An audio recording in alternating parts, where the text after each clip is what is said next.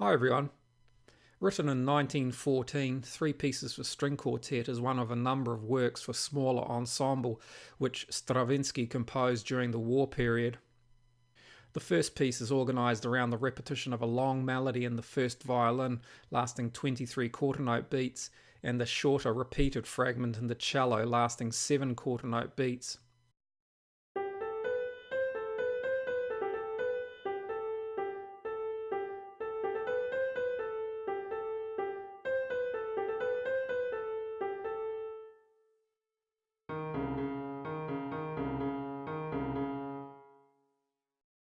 These elements are combined in the manner of a 13th century isorhythmic motet, in which a repeating melody, called a color, is used with a repeating rhythmic section, called a talia.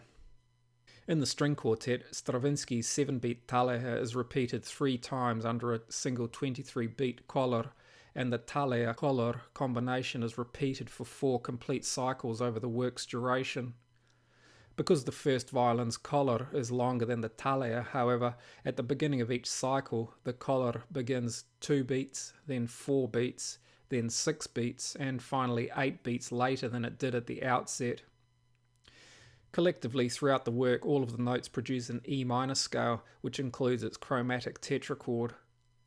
Despite this connection, however, the work is probably oriented more towards G major than its relative minor, with the first violin's melody outlining a tetrachord beginning from G major's root note and its melodic contour frequently returning to G, and the viola playing a D drone throughout. Neither key, however, is definitively established. If we exclude the note G but rearrange the work's remaining notes, they form a symmetrical collection around an axis located between the notes C sharp and D. The symmetry can also be seen here, where beginning from G, one note group ascends from A and the other descends from F sharp. This note collection arranged around the C sharp D axis possibly explains why Stravinsky includes C sharp with the D drone at the work's beginning and conclusion. Each instrument's notes are organised around tone, semitone, or semitone collections. As already mentioned, the first violin's note collection comprises the first 4 notes of a G major scale. The cello's note collection comprises 3 notes, C, C sharp, and D sharp, with the C and C sharp always being played simultaneously. The viola also uses 3 notes, C sharp, D, and D sharp, although the C sharp is only introduced at the work's beginning and end, and the D sharp only briefly at the work's beginning. The melodic contour of the viola at the work's beginning is also similar to the cello's, but is inverted, with the viola's lower line ascending a tone and the D sharp sounding against the D, and the cello's line descending a tone and the D flat sounding against the C. The second violin's note collection comprises 4 notes, which punctuate the work at different locations.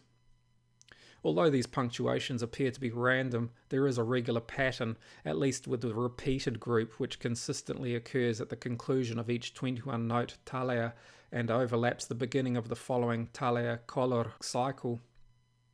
The inclusion of the single 4-note groups, while always occurring around the same location, doesn't follow a regular pattern, with one pair beginning on the first 8th note of the bar, one pair beginning on the third 8th note, and the final 4-note group beginning on the bar's 5th 8th note.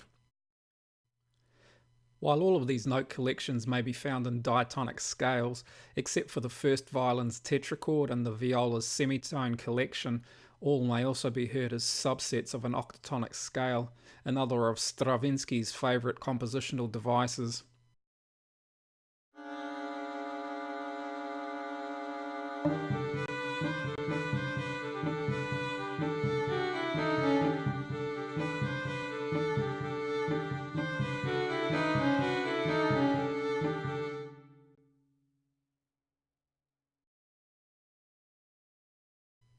I hope you found this useful. Thanks for watching. See you next time.